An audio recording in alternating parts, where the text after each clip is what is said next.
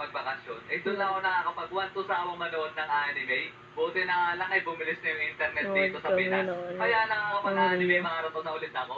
Lalo na nung pandemic era. Ang dami kong tinapos na anime doon na nasa bucket list ko. Kasama na dyan yung madadaming episode na anime. Katulad ng Hunter x Hunter, Fairy Tail, at Naruto Shippuden. Tapos nung napili na ako sa aking anime bucket list, na sunod na papanoorin, ay ang pinili ko ay yung One Piece. At isa lang ang masasabi ko sa anime na to, mga friend.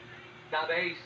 Kasi para sa akin, ay sobrang immersive na itong anime na to. Kasi sa pagdami ng episode na napapanood mo, ay pakonti-konti, ay ma-attach ka sa mga karakter dito. Yung isa pa nga sa nagustuhan ko dito, pag ginauhulaan ko, kung paano nila masusolusyonan yung kanilang problema, o paano nila matatalo yung kalaban nila. For example, yung power of friendship sa Fairy Tail, ayos-ayos pa yun ng una, pero nung pagtagal ay napapansin ko na parang nagiging repetitive na. Sa Naruto meron din yung Tok no Jutsu niya. Yun lang naman ang problema ko doon. Pero sobrang solid pa din ang story ng anime na yan. Yan pa nga ang pinaka-paborito kong anime dati. Halata naman sa aking intro. Pero nagbago ang iip nung angin. Simula na napanood ko yung Aoge. Bye. Meron